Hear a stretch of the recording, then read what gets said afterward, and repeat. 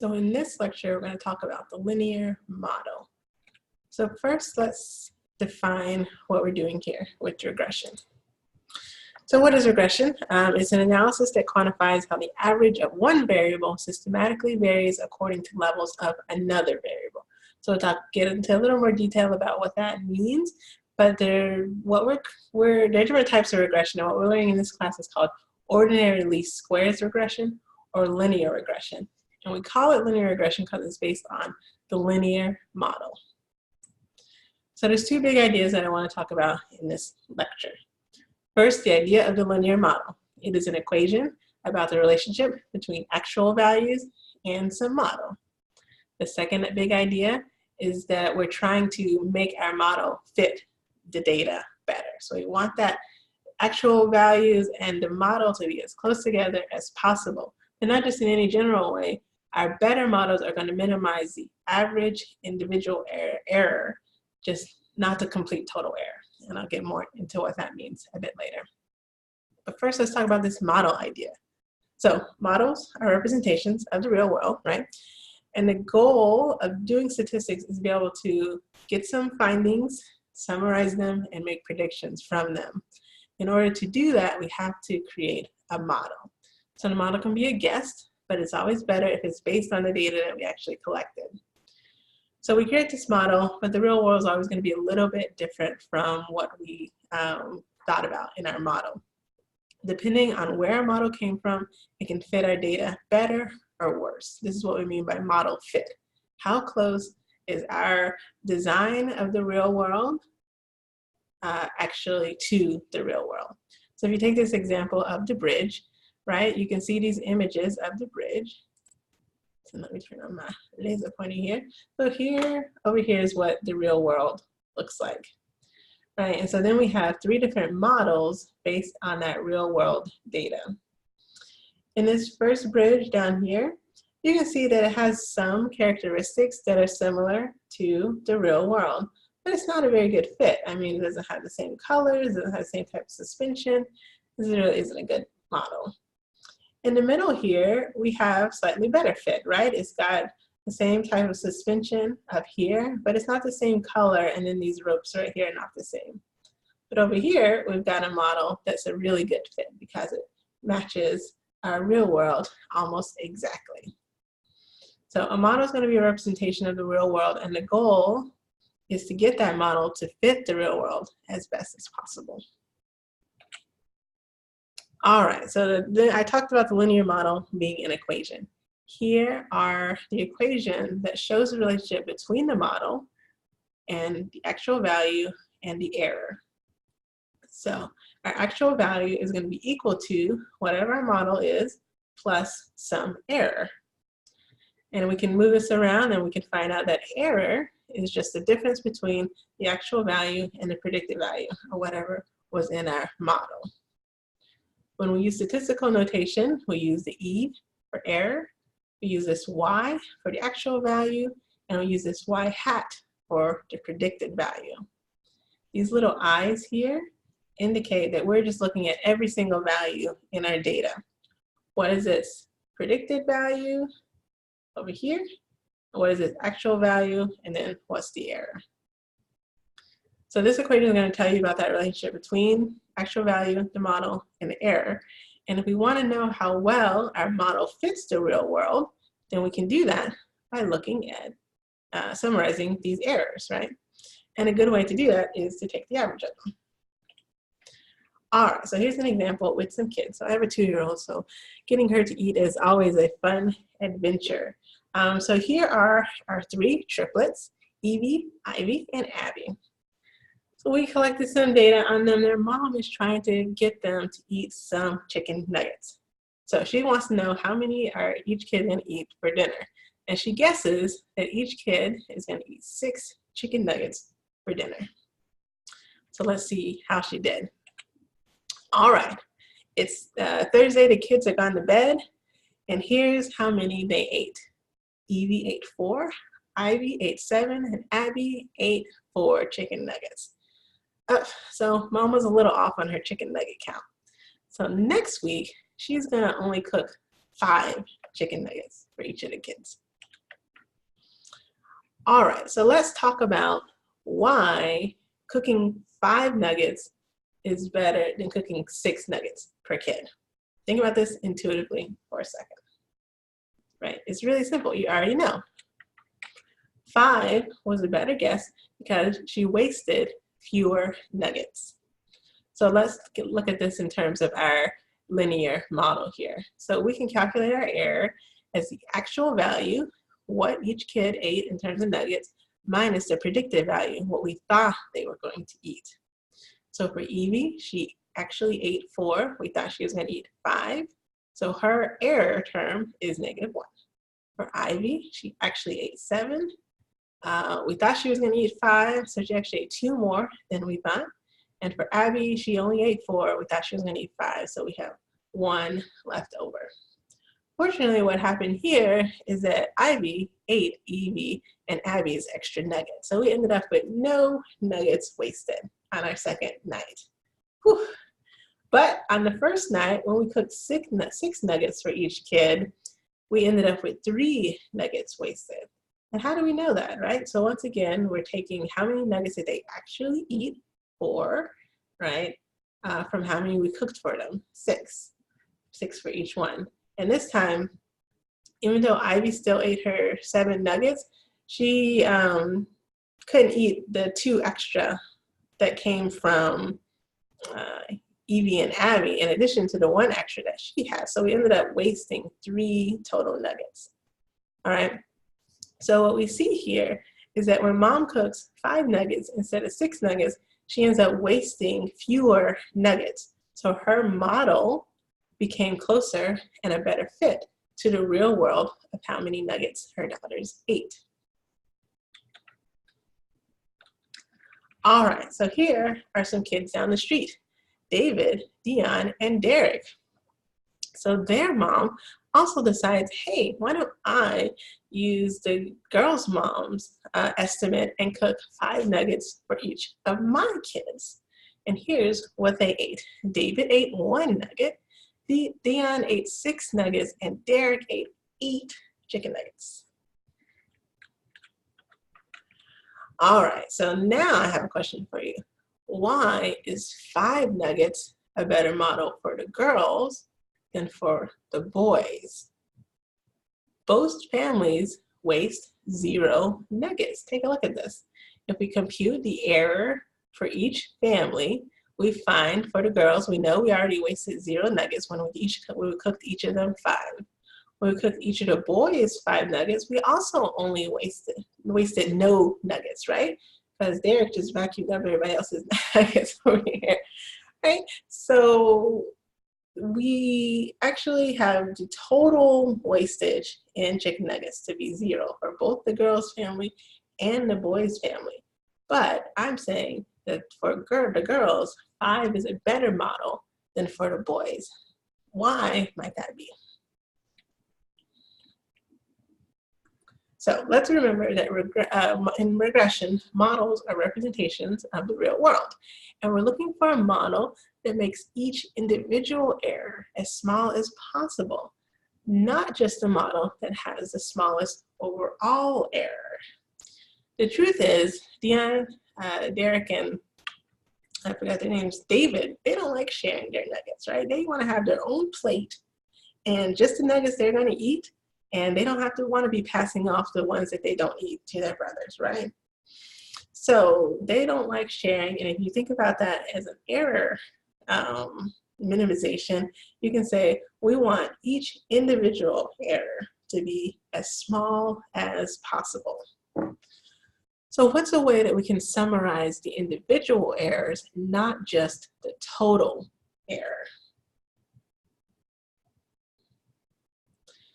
So what you can see here is that for the girls, each one is sharing less than the boys have to share.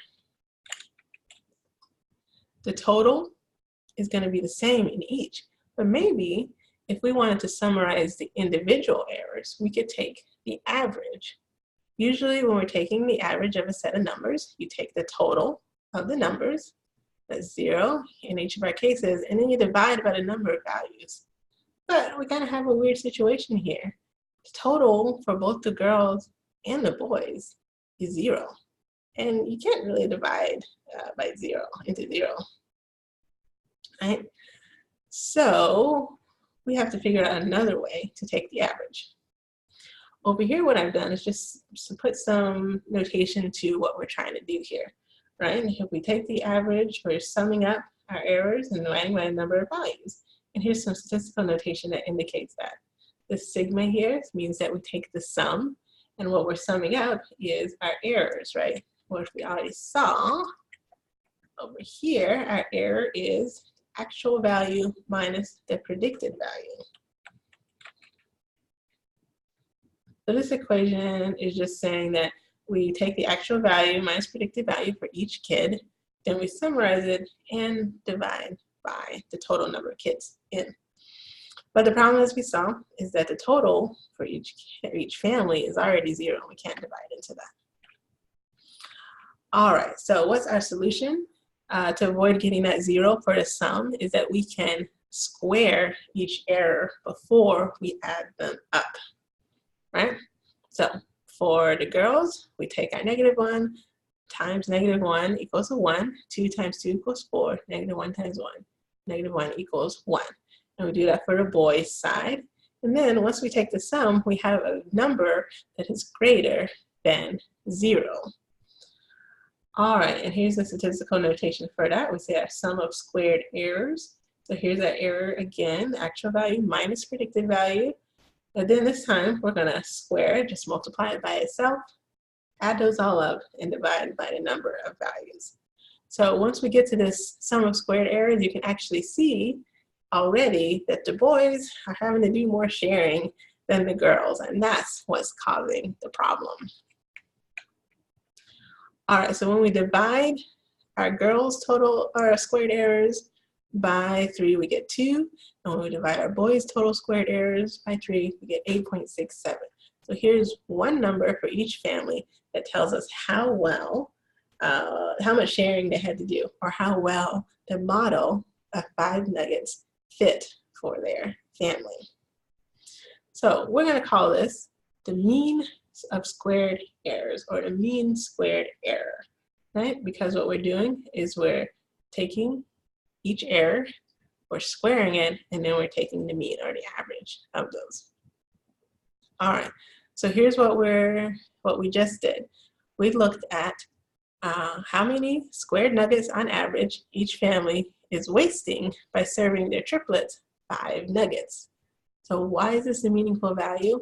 Because it tells us how much we've minimized each individual error, how much each kid had to share in this whole nugget distribution. And in statistical terms, we can say that 5 nuggets, a model of 5 nuggets, is a better fit for the families of girls because their mean square error of nuggets is smaller than for the boys. So here's our 2 big ideas again. First, the linear model is an equation that's about the relationship between actual values and a model.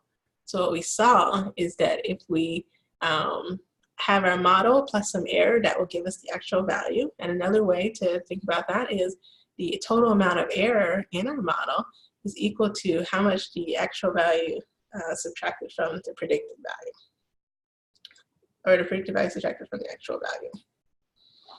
So that's our linear model, right? There's these these numbers that we're going to be looking at the relationship between across the data set. And then our other big idea about model fit is that our better models are minimizing the average individual error, not the total error. It wasn't about how many nuggets each family wasted. They each wasted no nuggets. But for the girls, they had to share less. Their individual error term was smaller. And for the boys, we had to share a lot more. We can calculate that model fit, how much sharing is going on, as the average or the mean of the squared errors. So this is why we call the type of regression we're doing ordinary least squares regression, because we're minimizing, we're getting the least squared error. All right, so now let's apply this to some, maybe more realistic data than chicken nuggets. So here are two histograms for happiness. This is the happiness of students in Quant 1, and here's the happiness of students in Quant 2. If you look at the mean, both of these distributions have about the same amount of happiness, 2.98 in Quant 1 and 2.93 in Quant 2. But which class would you rather be based on this data? So you might have said that you wanted to be in Quant 1 because it's much more likely that you'll be a little bit happy in this class. In Quant 2, there's a lot of people who are really happy, but there's also a lot of people who are unhappy. Almost half the classes is less than 0 over here. So here's another example though. Even though these means for happiness, 2.98 and 2.93, are almost exactly the same, the spread is really very different.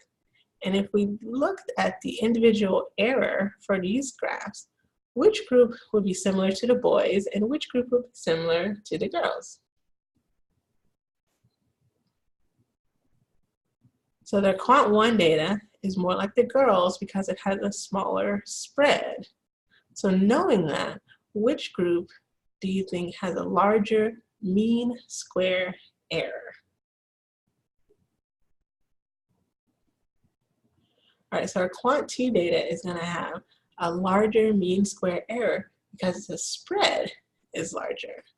But hey, don't we already have a number that tells us how much spread there is on a histogram? We do, and it's the standard deviation. Let's take a look at these equations. We calculated our mean square nuggets as the sum of the squared errors divided by the number of observations. So here was how much nuggets each kid wasted times itself, summed up, and then divided by the number of total kids, right? Take a look at this. This is the formula for standard deviation. It's almost exactly the same. What we're doing is subtracting each individual observation from the mean, right, the average score. We're squaring it, we're summing it up, and then we're dividing by n minus 1, not quite the total number of observations. But we'll talk about a little bit why that's later.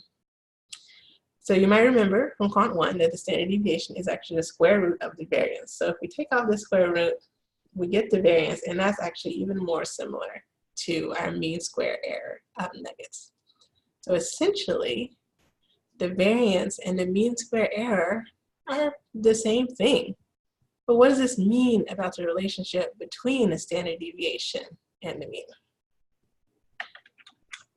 Let's take a look at these again. Right, so here is where we have the mean of almost 3 and a very small standard deviation of 0.972. And over here, we have a mean of 2.93, but a large standard deviation of 4.926. Let's think about what that means in terms of if we were using the mean of these distributions as an indicator of fit. Here's our two big ideas again. So the linear model is an equation about the relationship between the actual values and a model. In our Quant 1 and Quant 2 case, if we had our model as being the mean of the distribution, then we can compute each person's error term as being their actual value minus their predicted value, that mean. But in terms of model fit, what we want to do is minimize the average individual error, not just the total error. We can calculate that as the mean squared error. So what does this mean for standard deviation telling us about model fit? So in the case of these distributions like this, where we only have one variable in a histogram, the model is the mean. It's the center of the distribution. And the actual standard deviation is telling us how well the mean is fitting all of these values. Another way to say that is, on average, how well does the mean represent the values in the data? For Quant 1, the mean is a very good representation of all of the values because the values are pretty much clustered around the mean. But for quant 2, the mean is not a very good representation. It's not a very good model of all this data because the actual values are really spread out. And we can see this difference in the standard deviation because it's so much smaller in the quant 1 data than in the quant 2 data. So that's the big idea, right? To sum up, our mean squared error is a number that tells us how large, on average, the individual errors are in our model. When we're looking at a mean, a model as a model, then when we're looking at the mean as a model, then the mean square error is actually the variance. The square root is the standard deviation. And that one number can tell us how well the mean represents the total distribution. And that's it.